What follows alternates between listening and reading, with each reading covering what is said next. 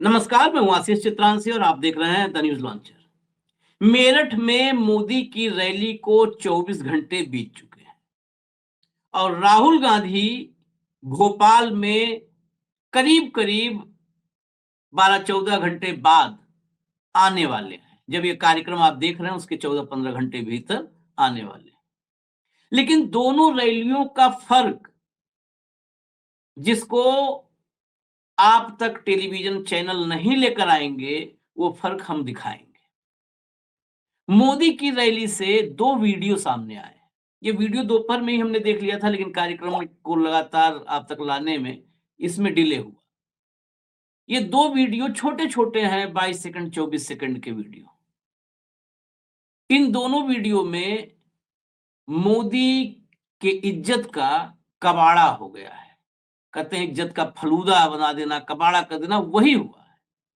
और राहुल गांधी की रैली के लिए 24 घंटे पहले, जब ये कार्यक्रम देख रहे हैं, इससे बहुत पहले ही हजारों की भीड़ भोपाल पहुंच चुकी है। विधायक खुद ही बसों में ड्राइवर बन करके भीड़ ढो के ले जा रहे हैं। लोग 2 दिन से अलग-अलग शहरों में कार्यक्रम कर रहे हैं, नारे लगा रहे हैं और उसके लिए ट्रेनिंग भी नहीं देनी पड़ रही है। भाजपा की सरकार इतनी डरी हुई है कि भोपाल में जितने राहुल गांधी के पोस्टर या बैनर लगे थे, उनको उखड़वा करके फेंकवाया जा रहा है। अब देखिए, सामान्य एक दौरा होता है कहीं अमित शाह या मोदी का, तो उस शहर में पट जाता है, पूरा शहर ढक जाता है मोदी और शाह के पोस्टर से, बैनर से, होर्डिंग से। लेकिन भोपाल में राहुल गांधी के कार्यक्रम को लेकर जो भी बैनर पोस्टर थे, सब फाड़-फूड़ करके फेंक दिए गए। खैर, इससे फर्क नहीं पड़ता। पोस्टर बैनर गोदी मीडिया के लिए होता है, अपने आका को खुश करने के लिए होता है। जब स्वतः स्फूर्त भीड़ आ रही है, विधायक ही ड्राइवर बन जा रहा है, कांग्रेस का नेता ही खलासी बन जा रहा है और वही बस में भर के आ रहे हैं, खुद अपने आप को, खुद अपने कार्यकर्ताओं को लेकर के, तो जरूरत क्या है? उधर दूसरी तरफ मैं महिलाओं और छात्रों के 2 क्लिप आपको दिखाऊंगा। उन दोनों क्लिप को देख करके आप ही फैसला कीजिएगा। मैं पहले कुछ भी जो है उसमें निर्णायक भूमिका में आकर के कुछ बताऊं कि भीड़ कैसे लाई जाती है। इसके हालांकि बहुत सारे नमूने हमने दिखा रखे हैं। नमूनों को कैसे जो है इस देश की गोदी मीडिया बढ़ा चढ़ा के दिखाती है, इसके कई नमूने हम दिखा चुके हैं। लाइए भाऊ को तो कुछ नमूने आज भी दिखा दें। स्वागत है भाऊ। पहले 2 क्लिप कल मेरठ की रैली से जुड़े हुए आए हैं। एक नई लड़की पत्रकार है, बहुत अच्छा, कम से कम उसने खुल करके उस रैली में जा करके हिम्मत तो किया पूछने, और जबरदस्त दोनों हैं छोटे-छोटे क्लिप्स। एक-एक करके दिखा दीजिए भैया। कहते हैं ना, बीजेपी वालों ने महिलाओं के लिए बहुत काम किया, महिला सशक्तिकरण, सब चीज इतना महंगी कर दी इन्होंने। तो आप रैली में क्यों आए हो? हम तो वैसे ही आए हैं, हमें जबरदस्ती लाना है। शिकायत करना है हो? किसकी शिकायत करोगे? हाँ, यूं ही तो मसला सुनता है नहीं कोई। अच्छा, मतलब आपको बुलाया गया? कौन बुलाया है, किसने बुलाया है? मैं तो ये मोदी जी लोग की तरफ से आएगा, चलो चलो, नहीं तो क्या क्यों आते, सब चीज तो महंगी कर रखी है इन्होंने। 3 पॉइंट, हम आते क्यों यहाँ पर, ब्लॉक से कहा गया चलो चलो तो जबरदस्ती लेके आए। तो पत्रकार ने पूछा कि शिकायत करने आई हो, तो कहे हाँ, लेकिन शिकायत करेंगे भी किससे, कोई सुनता तो है नहीं यहाँ। ये उस रैली की भीड़ है जिसको कल पूरे दिन, जिसका गाथा गाया है तमाम एंकरों ने। एक अगली क्लिप दिखाइएगा, ये इसमें सुनिए बाबू। चलाओ भैया। धर्म की राजनीति नहीं हो रही है? धर्म की बात छोड़िए, यहाँ पे तो कास्ट पे ही बात चल रही है। हाँ। लोग कास्ट पे ही वोट देते हैं। कास्ट पे वोट और क्या, हमारे यहाँ पूर्वांचल में आइए, हाँ। देख लीजिए, वहाँ पे कास्ट। हो आप? गाजीपुर, बनारस। अच्छा, आजमगढ़। तो यहाँ क्या कर रहे हो? मोदी जी से मिलने आए हो? पढ़ाई करने आए हैं। पढ़ाई करने आए हो? कॉलेज वालों ने जबरदस्ती ला दिया। कॉलेज वाले बोले थे मेट्रो घुमाएंगे, हम लोग खाने के लिए आए, खाने का झांसा देके हम लोग खाने के लिए आए हो, तो अभी ये क्या बोल रहे, क्लियर कर दे। मतलब ये खिल्ली, मोदी खिल्ली उड़ा दिया सबने। कहा मेट्रो में, कहा था कि मेट्रो में घुमाएंगे बैठा के, तो एक कह रहा है कि हम तो खाने का झांसा देकर के हमको लाया गया है। खाने का झांसा देकर के, स्टूडेंट है, कह रहे हैं कि खाने का झांसा, कि खाना मिलेगा, खाने का झांसा दे करके आए हैं। तो उन पत्रकारों से तो बेहतर ये लड़के हैं, कम से कम खुल के बता रहे हैं। वो पत्रकार खाने भी नहीं पाए थे और फिर भी गाए पूरे दिन, खाने भी नहीं दिया। उनसे बेहतर नहीं भाऊ, बोल रहे हैं सब कि हाँ खाने का झांसा देख के लाया था। ये क्या है, इनको तो मिलकर, इनको तो बेचारों को कुछ मिला ही नहीं। लेकिन क्या है आशीष, ये सब कहीं ना कहीं इनकी व्यवस्था है। मतलब जो इनके मालिक पैसे खाते होंगे या इनको कुछ मिलता होगा, तो इसी में महिमा मंडन करने में लगे हुए हैं और अपने आप को इतना डिग्रेड कर दिया है इन पत्रकारों ने कि समझ के परे है। ये देखिए इंडिपेंडेंट लड़की कितना बढ़िया काम कर रही है, उस रैली काम में कर जा रही है। करके पूछ ले रही है महिलाओं से, बच्चों से, छात्रों से, सबसे बात किया उसने, सबसे। ये भाजपा की रैली, दुनिया की सर्वाधिक लोकप्रिय प्रधानमंत्री महिला कर रही है, हमको नहीं, जबरदस्ती लाए इसके ब्लॉक से इसके इसके बच्चे बारे में आशीष जी, इसके बारे में हमने कई बार सरकारों के सर्कुलर दिखाए कि लाभार्थियों को लाना जरूरी है, हर एक को टारगेट दिया गया, ऑफिशियल सर्कुलर। फिर हाँ। ऑफिशियल सर्कुलर से बसों की व्यवस्था की गई, खाने के पैकेट कौन लाएगा इसकी व्यवस्था की गई। ये सब ऑफिशियल होता ना, व्यवस्था की जाती ना, भीड़ बुलाई जाती है। ये तो ये हो गया। और आपको याद होगा TV9 भारतवर्ष जब शुरू हुआ था तो उनने एक स्टिंग ऑपरेशन मारा था लोकसभा में। हम्म, तब राजस्थान का जो बीजेपी का उम्मीदवार था वो क्या कह रहा था, हम्म, अरे भैया एक एक रैली के लिए करोड़ों रुपए खर्चा होते हैं। करोड़ रुपए, हाँ। तो उसने पूछा कि अरे मोदी जी की रैली में तो लोग ऐसे आते। बोले किसने कहा भैया, जबरदस्ती लाने पड़ते लोगों को, पैसा भेज के लाने पड़ते हैं, पैसा दे के लाने पड़ते हैं। तो बोले फिर पैसा कैसे देते हो? बोले आता है दिल्ली से। तो बोले पैसा दिल्ली से फिर आपके पास अकाउंट में आता होगा। अरे काहे का अकाउंट, जयपुर तक आता है और फिर जयपुर में एम्बुलेंस में ऐसा पैसा रखा जाता है पेशेंट की जगह पे, और डॉक्टर के ड्रेस में लोग बैठते हैं और गुई गुई गुई करते हुए गांव गांव जाती है गाड़ी और पैसा बांटती है, तब जाके लोग आते हैं। ये पूरा विवरण टेलीविजन में आया है। उस बापड़े का बाद में टिकट काट दिया, वो जब अपनी जगह पे इतिहास हो गया। लेकिन कैसे चुनावी रैली में लोग लाए जाते हैं, एक जगह नहीं दसों जगह एक्सपोज हो गए हैं। लेकिन निर्लज्जता का अमृतकाल चल रहा है। इसके बावजूद पैमेरियन को एक ही मामला है, सुबह से शाम तक एंकरनियां बैठती है और भौंकना शुरू कर देती है कि वह अभूतपूर्व। और क्या लोगों का प्रतिसाद था, जननायक, भीड़ उमड़ रही थी। और बस शब्द, कोई लोग तो ऐसे ऐसे रैलियों से, मतलब जिस मैदान की कैपेसिटी 1 लाख नहीं है वहां 5 लाख लोग बता देते हैं और सुनते हैं लोग। खाली चेयर नहीं दिखाते, भरी भरी चेयर दिखाते। हम्म। मुझे तो लगता है कई बार पुराने रैली का फुटेज इस रैली में भी जोड़ के दिखाते हैं कि भाई यही देखो लोग आ रहे जा रहे, नारे दिखा रहे। बड़ा गजब का मामला है।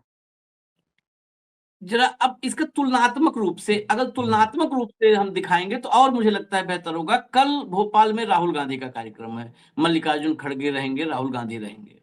जरा चलते हैं वहां भोपाल की तरफ, मध्य प्रदेश की तरफ, कुछ क्लिप्स वहां से हैं। पहला क्लिप लाइए, पहली क्लिप प्ले करिए। नरेंद्र, फिर से नरेंद्र, फिर से नरेंद्र, नरेंद्र, नरेंद्र। अभी कल बीजेपी ने कल पूरे मध्य प्रदेश के कांग्रेस के कार्यालयों पर पत्थरबाजी की। तो पत्थरबाज पार्टी भारतीय जनता पार्टी, पत्थरबाज पार्टी, पत्थरबाज पार्टी,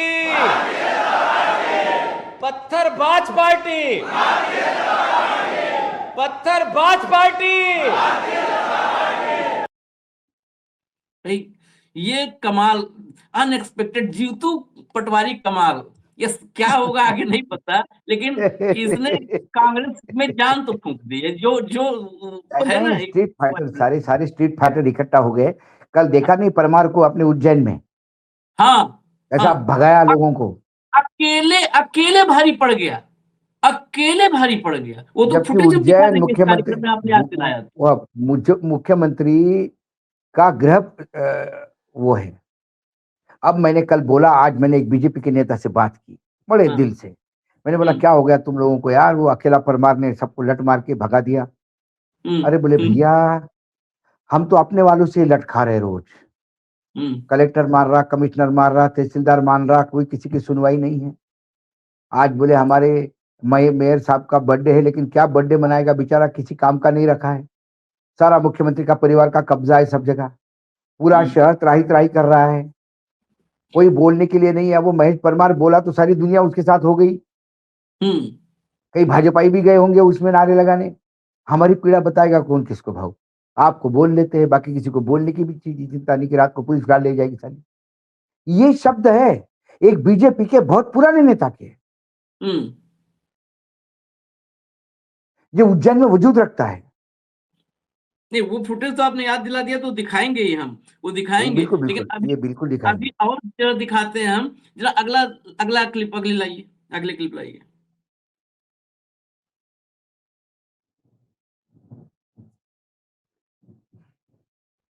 ये देखिए, जितने होर्डिंग पोस्टर थे, ये वही गूंज जो है, वही परमार जैसे नेता, वही सज्जन सिंह वर्मा जैसे नेताओं जो है दाड़, और जीतू पटवारी। तो ये जो है, ये पूरा का पूरा कॉम्बिनेशन जो अभी मध्य प्रदेश में है, ये डर सारे उतार दिए। बताइए, अब सारे उतार दिए। और यहीं पर मैं भोपाल में अपने आंख से देखा, अमित शाह का दौरा था, और एयरपोर्ट से लेकर के और घर तक पहुंचने में, जहां तक मैं गया, वो 20 किलोमीटर करीब पहुंचने में, अमित शाह की, मतलब पूरा अमित शाह का जो ओरिजिनल कद है, उसके 2 गुने हाइट के सारे रोड पर जितने पोल्स हैं, डिवाइडर बीच में, सब पर वो कटआउट लगा था। बहुत और बदमाश हुआ। नीचे जो है अमित शाह के घुटने के पास, वहां पर मुख्यमंत्री की फोटो थी। सब कोई नहीं हटाने वाला था। उसके बाद भी डांट पड़ी होगी, उसके बाद भी डांट पड़ी होगी कि जहाँ चरणों पे आपको बैठना था, वो घुटनों तक आ गए। नहीं, घुटना सही जगह चुना था। मैं इसीलिए बीच बीच में आपको कहता हूँ, घुटना सही जगह चुना था। वो सिंबल है कि जिसका दिमाग वहां पर है, वही मुख्यमंत्री बनेगा। हाँ, वो तो यूएसपी है, बीजेपी का यूएसपी है। तो चलिए, जरा अगला क्लिप, अगली लाइए। नौबत क्यों है, क्यों ये उखाड़ना पड़ रहा है, क्यों उजाड़ना पड़ रहा है, देखिए जरा। माननीय विधायक जी गाड़ी चलाते हुए सबको भोपाल ले जा रहे हैं, इसमें आप क्या कहना चाहते हैं जिला अध्यक्ष जी? ये आप ये कहना चाहते हैं, बड़ी खुशी की बात है। और विधायक जी हम लोगों को लेके और शंकर जितने खुश थे, और पानी के साथ हम लोग भोपाल जा रहे हैं। तो जो टप्पड़ी ये नरेंद्र मोदी बोल रहे हैं, और गुंडेगिरी करे, गुंडेगिरी चलने वाली नहीं है। पार्टी अगर है तो मजबूती के साथ लड़ाई लड़ेगी।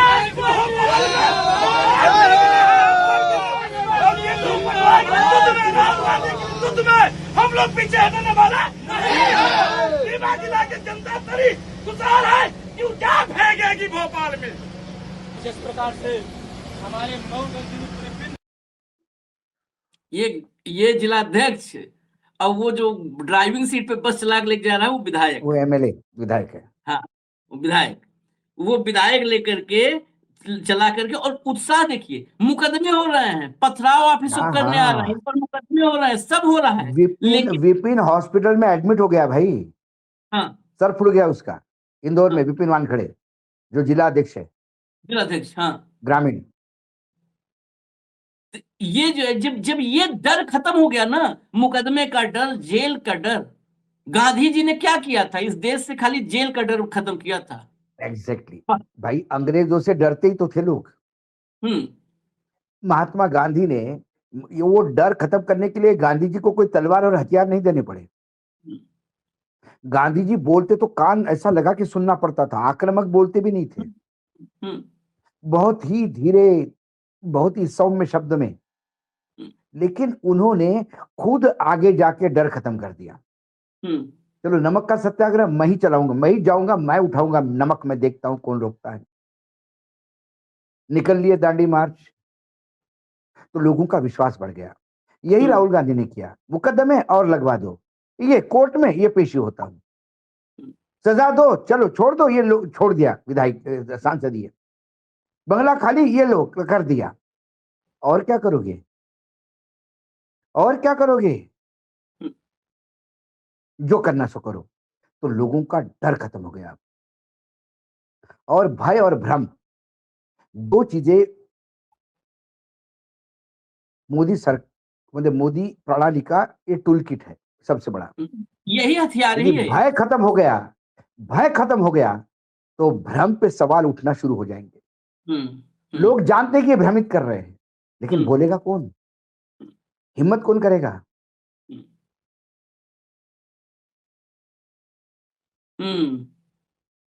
ये जरा तो एक आपको वो जो जिला अध्यक्ष जो उछल उछल के नारे लगा रहा था, वो उसका हाँ। द्योतक है हाँ, कि डर खत्म हो गया।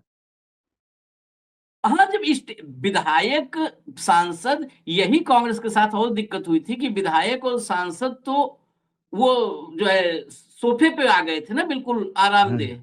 ये स्टीयरिंग, जब बस की स्टीयरिंग पे आ जाएंगे तो अपने आप कांग्रेस की गाड़ी रफ्तार पकड़ लेगी। ये सुखेंद्र पन्ना विधायक हैं जो बस चला कर लेके जा रहे हैं भर के अपना, और बोनट पे बैठा है जिलाध्यक्ष, स्टीयरिंग पर है विधायक।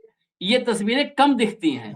खैर, एक और विजुअल दिखाइए जो अलग अलग जगहों से आ रहे हैं, छोटे छोटे गैदरिंग करके, और वहां पर भी सब सारे नेता एक्टिव हैं। जरा एक क्लिप और दिखाइए, फिर दिखाइएगा जरा परमार साहब को भी दिखाएंगे ही। एक क्लिप अभी और भी है, उसके बाद परमार साहब। पूरे देश के अंदर, प्रदेश के अंदर आपने देखा किस प्रकार से मोदी ने डील करी अमेरिका के साथ। हमारे मध्य प्रदेश के किसानों को, मध्य प्रदेश के किसानों को सोयाबीन वाला, कपास वाला, सरसों वाला सब परेशान है। दूध उत्पादक, अगर वहां से माल आएगा तो यहाँ के सोयाबीन के किसानों को फसल नहीं मिलेगी। ये मैं आपसे कहना चाहता हूँ। Hello my dear Modi.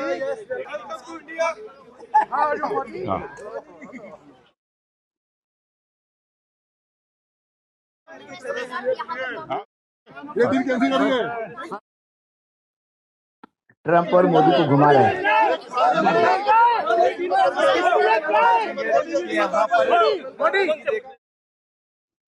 और ये पूरी तैयारी जो है, ये पूरी तैयारी राहुल का कार्यक्रम जो कल का है वो किसान महाचौपाल है। हाँ, किसान महाचौपाल है जो ट्रेड डील हुआ है, उस ट्रेड डील के खिलाफ। पहले 3 चौपाल जो घोषित हुए थे, पहली भोपाल में है जहां सोयाबीन मुख्य उत्पाद है। सोयाबीन स्टेट कहा जाता है मध्य प्रदेश को। उस सोयाबीन पे प्रश्न चिन्ह है नए ट्रेड डील में, इसलिए वहां के किसानों की गुहार। उसके बाद महाराष्ट्र, कपास और सोयाबीन दोनों में महाराष्ट्र के किसान मर गए। फिर यवतमाळ में चौपाल, जहां सबसे ज्यादा किसान जान देते हैं, सबसे ज्यादा वहां पे कपास ही सबसे बड़ा मेन क्रॉप है। और उसी यवतमाळ जिले में 2013 में ये झांसे बहादुर झांसा दे के आए थे किसानों को। वहां उन्होंने चौपाल लगाई थी, किसान चौपाल, और चर्चा करते हुए कहा था कि एक बार मैं सत्ता में आऊंगा तो मैं ये करूंगा वो करूंगा। उसके बाद 5 साल के पहले ही 2 साल बाद वही किसान जो उनके साथ चर्चा कर रहे थे दिल्ली में आए मिलने के लिए कि भाई साहब 2-2.5 साल हो गए नहीं मिले। फिर वो आ गए 5 साल बाद कि भाई साहब 5 साल हो गए, आपने जो बोला था वो नहीं किया, नहीं हुआ। फिर वो 10 साल बाद आ गए, भाई साहब अब तो 10 साल हो गए, अब तो कुछ करो, जो बोल के गए थे वो करो। उनको समय नहीं मिला, बेचारे जंतर मंतर पे एक दिन का धरना देके चले गए।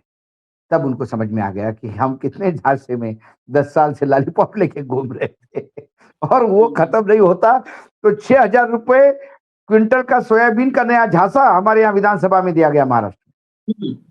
इसलिए अगली यवतमाळ में होगी। उसके बाद ये यवतमाळ विदर्भ का हिस्सा है। नागपुर से आगे वर्धा है, जो पवनार विनोबा भावे का, जहाँ गांधी जी का आश्रम भी है, सेवाग्राम। और वर्धा जब आप क्रॉस करके जाओगे तो यवतमाळ जिला शुरू हो जाता है। यवतमाळ जिला से आगे जाओगे तो आपको एक तरफ वाशिम, एक तरफ नांदेड़, और फिर तेलंगाना शुरू हो जाता है। ये मैं ज्योग्राफिकल बता रहा हूँ आपको इस जिले का।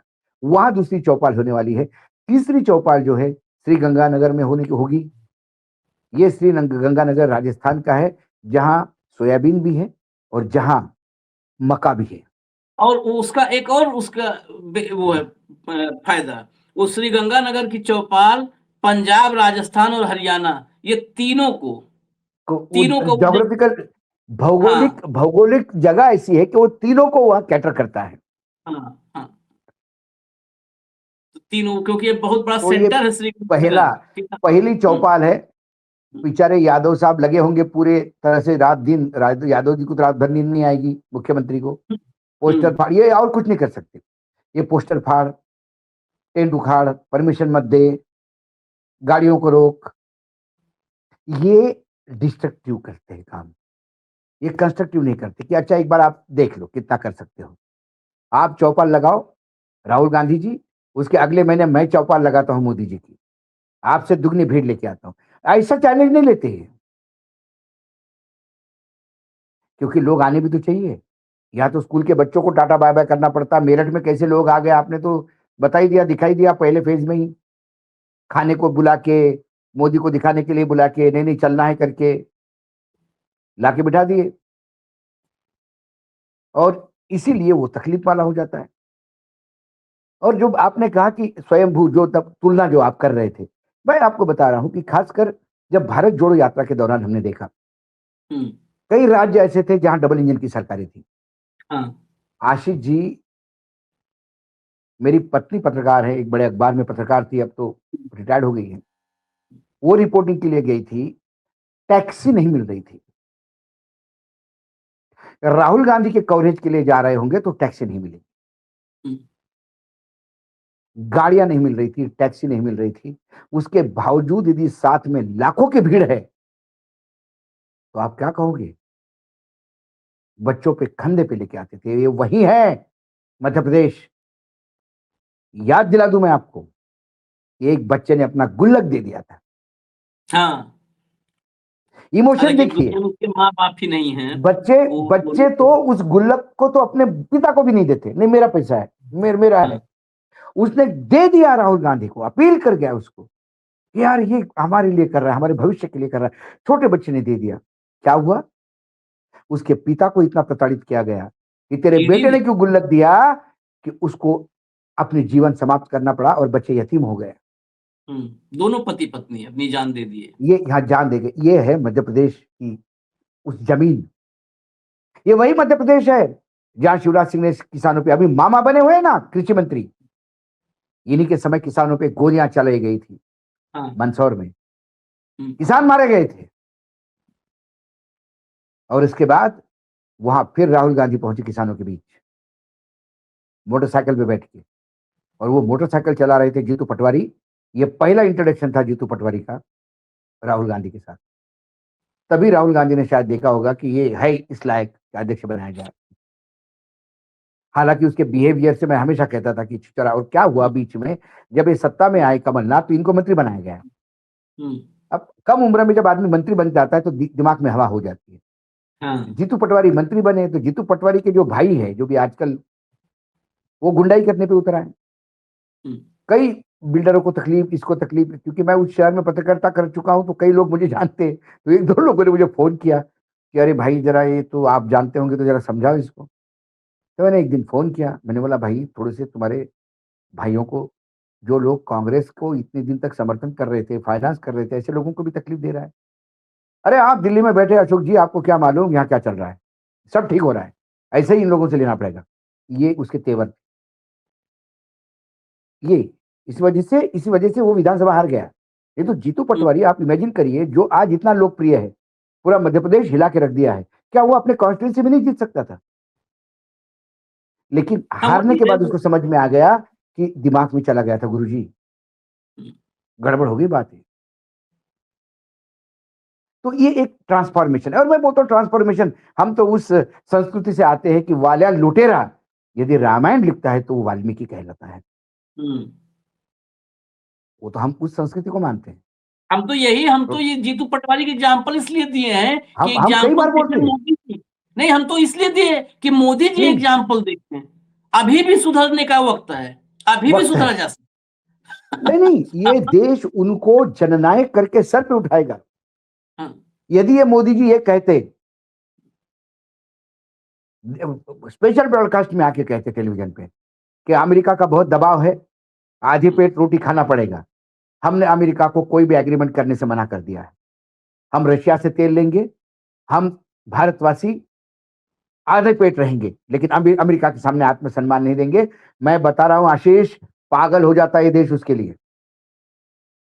लेकिन फिर अडानी जी ने फोन किया होगा, गौतम अडानी जी ने, जो मैं सोच रहा हूं कि भाई साहब मेरा तो थोड़ा सा ख्याल रखना यार प्लीज। मैं भारत छोड़ के कहीं जा नहीं पा रहा हूँ, चीन की सिवा किधर जाने की जगह नहीं मेरे को। जहां भी जाता हूँ वारंट आ जाता है पीछे। पूरे विश्व में मैं कहीं जाने लायक नहीं रहा हूं। मेरे प्लेन ऐसे खाली पड़े हुए हैं। मुंबई, दिल्ली, जामनगर, पुणे इधर ही घूमते रहते हैं। बीच में बारामती उतरा था एक दिन। कुछ करो मेरे लिए। तो फिर देश गया ऐसी तैसी, गई तुम्हारी इज्जत ऐसी की तैसी। फिर अमेरिका के सामने चरण स्पर्श। बहुत जगह है मोदी जी ने जननायक होने की, मतलब इतना समर्थन उस आदमी को मिला है, तो जननायक होने की उसने कई जगह अपने चांस छोड़ा है। और लगातार अब उनको क्या हुआ, देवत्व प्राप्त हो गया। देवत्व प्राप्त होना, दो टाइप का देवत्व प्राप्त होता है। एक देवत्व प्राप्त होता है उन लोगों को कि जो बिल्कुल सन्यासी बनके मोक्ष और बिल्कुल समाज के प्रति समर्पित होते हैं, उन्हें कोई मोह माया नहीं होती, वो एक देवत्व होता है। दूसरा होता है एक देवत्व अपन जबरदस्ती खींच लेते अपने ऊपर, जो रावण ने खींच लिया था। भगवान शिव का शिष्य, सारे कलाओं में पारंगत, हर युद्ध जीत, तीनों लोगों का जीतने के बाद फिर उसको देवत्व आ गया। नहीं तो भगवान शिव का मतलब जिसका आराध्य शिव हो, शिव का सबसे प्रिय शिष्य हो, उसके बाद तो उसको किसी चीज का मोह माया रहनी नहीं चाहिए। लेकिन नहीं, फिर वो अहंकार का देवत्व आ गया। अरे मैं तो शिव जी से भी बड़ा हूं। शिव जी को भी चैलेंज। राम कहती मनुष्य के हाथ मारा गया, मनुष्य के हाथ। भगवान ने लीला ऐसी रची, मनुष्य के हाथ मरवाया और बता दिया कि तेरी औकात क्या है। तो ये देवत्व जो है हमारे मोदी जी को, ये उन्होंने ऐसे ही खींच लिया है। लेकिन एक वहां अंतर है, भगवान शिव थे, वहां भगवान शिव थे, यहाँ आरएसएस थी। उनको भी ठिकाने लगा दिया। तो कुल मिलाकर यदि ये दो तुलना आप करते हैं, तो मुझे लगता है कि ये तुलना करने लायक भी नहीं आशीष जी। माइनस सत्ता यदि मोदी जी और बीजेपी को सामने खड़ा करे तो 4 लोग इकट्ठा नहीं होंगे।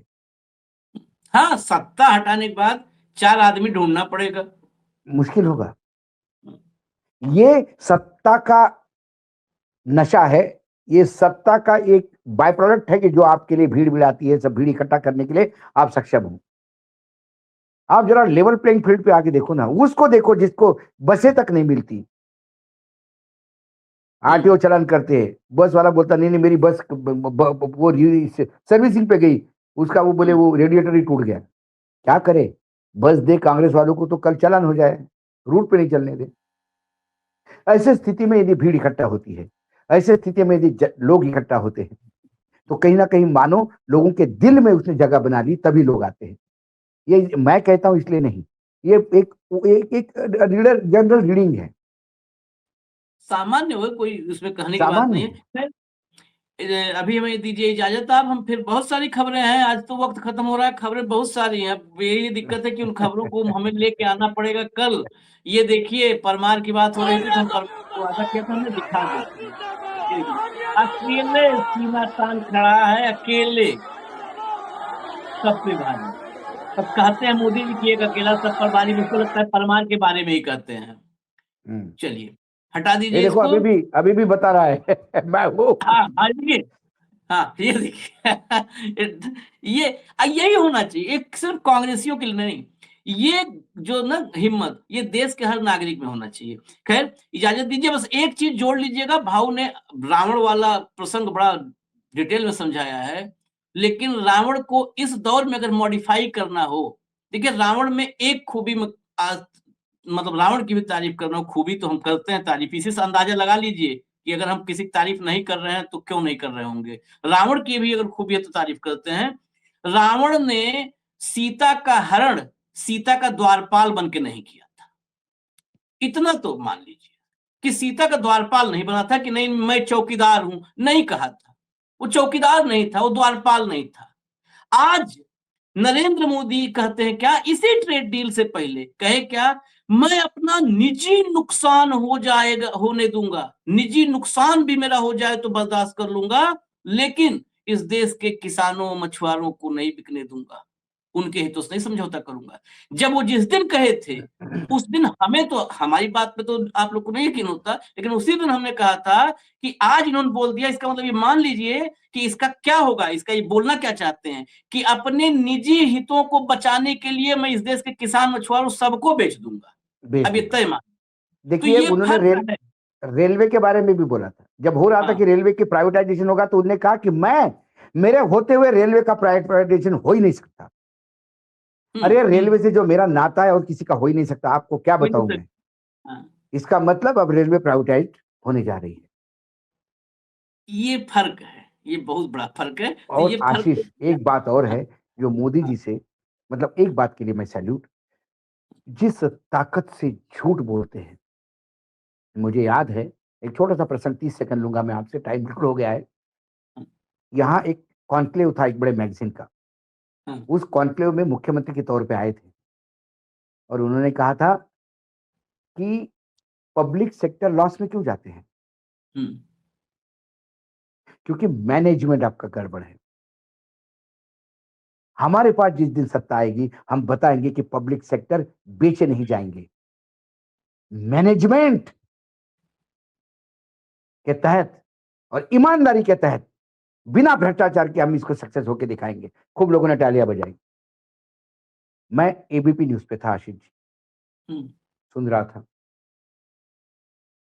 मेरे व्हाट्सएप पे टंग करके मैसेज आ गया, मतलब एसएमएस पे मैंने देखा तो गुजरात के किसी मेरे मित्र ने मुझे भेजा, अरे भैया 1 महीना पहले गुजरात की इलेक्ट्रिसिटी कंपनी प्राइवेट पार्टी को बेच दी इस आदमी ने। गुजरात की जो इलेक्ट्रिसिटी कंपनी थी वो एक प्राइवेट कंपनी को बेच के ये आदमी केंद्र को ज्ञान देने आया कि पब्लिक सेक्टर बेचे नहीं जाते, प्रॉफिट में रखे जाते। मैं सर खुजा रहा था, मैंने फिर फोन किया ब्रेक में, मैंने बोला आर यू कंफर्म, ये हुआ है? हाँ। और फिर जब मैंने एबीपी पे बोला तो बीजेपी का प्रवक्ता बगले झांकने लगा। मैंने बोला एक बार चेक कर लो भाई, आप, मैं गलत हूं तो मुझे बताइए, मैं माफी मांग लेता हूं। जो आदमी गुजरात इलेक्ट्रिसिटी कंपनी को, अपनी स्टेट गवर्नमेंट की यूनिट को प्राइवेट में बेच दिया, वो आके यहां बोलता है कि बेचने नहीं चाहिए। मैंने बोला, तभी मैं समझ में आ गया था आशीष जी कि इतना बड़ा कि इस देश का भविष्य मटका में जा रहा है। उसी दिन समझ में आ गया था कि इस उसी देश दिन का समझ भविष्य में आ गया। मटका में जा रहा है। मटका में। बड़ा आखिर में फिर जो हम कहते हैं, मैं तो आप लोग की नाराजगी की कीमत पे कहता हूं कि हमें सोचना होगा कि हम, नरेंद्र मोदी की खूबी कितनी है कि जो आदमी मटके से गैस वाले फॉर्मूले पर वैज्ञानिकों से ताली बजवा लेता हो, तो हमें सोचना होगा, उन वैज्ञानिकों को सोचना होगा। फिर वो वैज्ञानिक न रहें, वो छोड़ दें, वो जाए आईटी सेल में बैठे, अमित मालविया के दिशा निर्देशन में प्रयोग करें। तो जिस देश में यह हाल है, तो हमें आपको उसके लिए जिम्मेदारी लेनी पड़ेगी। इजाजत दीजिए, धन्यवाद भाव, बहुत बहुत धन्यवाद, नमस्कार।